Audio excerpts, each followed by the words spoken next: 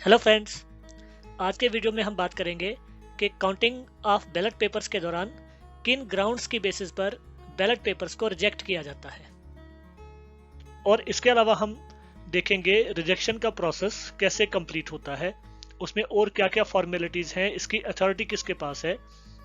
तो first of all जो authority है बैलेट पेपर्स को रिजेक्ट करने की, वो रिटर्निंग ऑफिसर के पास है। रिटर्निंग ऑफिसर अपने काउंटिंग स्टाफ को, जिसमें काउंटिंग सुपरवाइजर और काउंटिंग असिस्टेंट होते हैं, उनको इंस्ट्रक्शन देता है कि सिर्फ वही बैलेट पेपर्स जो रियली डाउटफुल हों या फिर जिनके बारे में कंटेस्टिंग कैंडिडेट्स चाहते हैं कि उनको डाउटफुल ट्रीट किया जाए, उनको अलग से रखा जाना चाहिए और बाद में उनको देखा जाना चाहिए। उनको रिटर्निंग ऑफिसर देखेगा कि जो ग्राउंड्स हैं रिजेक्शन की, क्या वो फुलफिल करते हैं। उसके बाद डिसाइड होगा कि वो बैलेट पेपर्स रिजेक्ट होंगे या फिर वो वैलिड साबित होंगे। एक बैलेट पेपर को कब रिजेक्ट किया जाता है, उसके लिए कुछ ग्राउंड्स हैं। तो एक बैलेट पेपर सिर्फ तब रिजेक्ट होगा अगर उस बैलेट पेपर के ऊपर कोई भी मार्क नहीं है। इसका मतलब उसमें जो कैंडिडेट के नेम्स हैं या कैंडिडेट्स के सिंबल्स हैं, उन सिंबल्स में किसी पर भी कोई निशान नहीं है उस इंस्ट्रूमेंट से जो इस पर्पस के लिए स्पेसिफाइड है। हम जानते हैं कि इस पर्पस के लिए या वोटिंग के लिए जो स्पेसिफाइड है वो एक cross arrow mark rubber stamp है।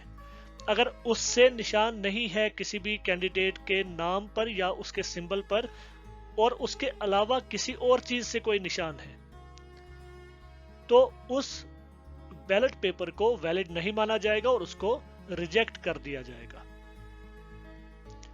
दूसरा ग्राउंड जिस पर रिजेक्शन होता है वो ये है कि जो क्रॉस मार्क, जो रबर स्टैंप है, उसका निशान किसी ब्लैंक एरिया पर है या फिर शेडेड एरिया पर है। शेडेड एरिया वो एरिया है जो दो कैंडिडेट्स के जो नेम्स और सिंबल्स हैं उनके बीच में एक एरिया है जो किसी एक कैंडिडेट को बिलोंग नहीं करता। अगर क्रॉस एरो मार्क का पूरा निशान उस शेडेड एरिया में है तो उसको भी ब्लैंक माना जाएगा। इसका मतलब ये जो बैलेट पेपर होगा उसको रिजेक्ट किया जाएगा। तीसरा ग्राउंड है कि जब क्रॉस एरो मार्क का जो निशान है वो दो या दो से ज्यादा कैंडिडेट्स के नेम्स या सिंबल्स के ऊपर हो।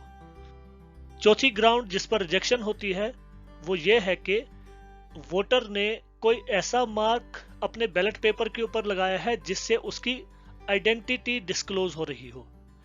ये हो सकता है किसी वोटर ने अपना नाम लिख लिया हो या फिर कोई इनिशियल किया हो जिस इनिशियल की बेसिस पर उसकी आइडेंटिटी डिस्क्लोज हो रही हो। तो इस बेसिस पर भी एक बैलेट पेपर को रिजेक्ट किया जा सकता है। अगला ग्राउंड है कि बैलेट पेपर खराब हो गया है, ये म्यूटिलेटेड है और इसमें बिल्कुल भी पहचान नहीं आ रही है। मतलब उसके ऊपर वोट पड़ा है या नहीं पड़ा है या किस कैंडिडेट को वोट पड़ा है वो बात क्लियर नहीं हो रही है। इतना ज्यादा खराब हो चुका है बैलेट पेपर, तो उसको भी रिजेक्ट किया जाएगा।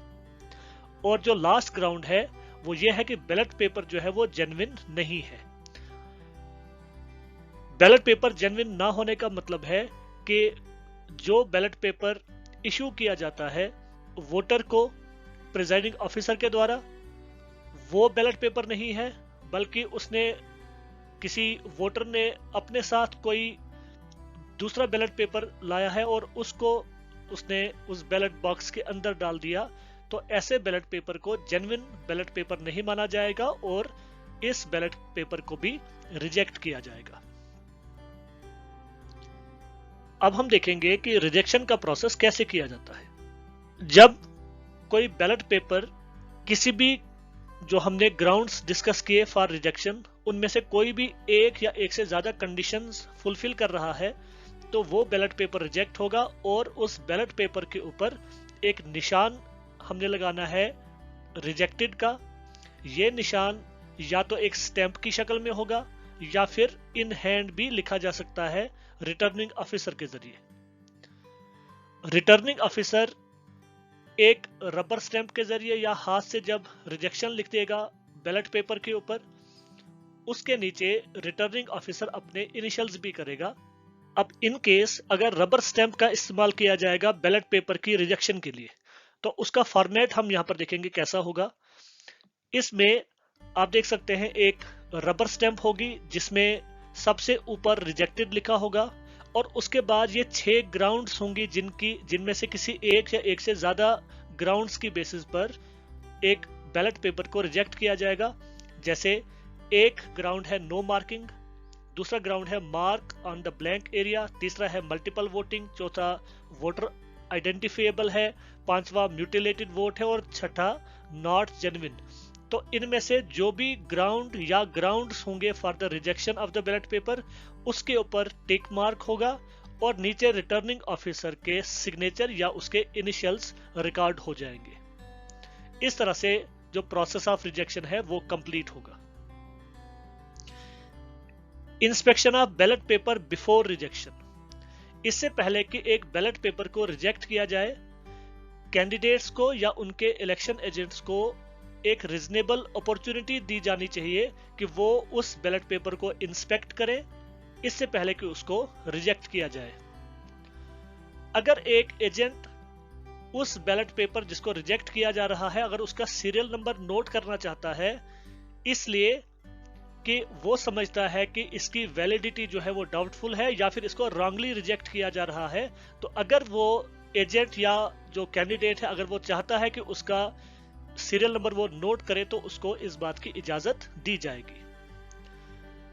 अगर कोई अनरीजनेबल डिमांड होगी कैंडिडेट की तरफ से या फिर उसके एजेंट की तरफ से, तो उसको उस डिमांड को रिटर्निंग ऑफिसर रिजेक्ट कर सकता है। लेकिन किसी भी हाल में जो बैलेट पेपर है वो किसी एजेंट के हाथ में नहीं देना है। तो गाइज, वीडियो देखने के लिए शुक्रिया। अगर आपको ये वीडियो पसंद आया तो इसको लाइक कीजिए, इसमें अपने कमेंट्स जरूर दीजिए और इस वीडियो को ज़्यादा से ज़्यादा शेयर कीजिए और इस YouTube चैनल को सब्सक्राइब कीजिए।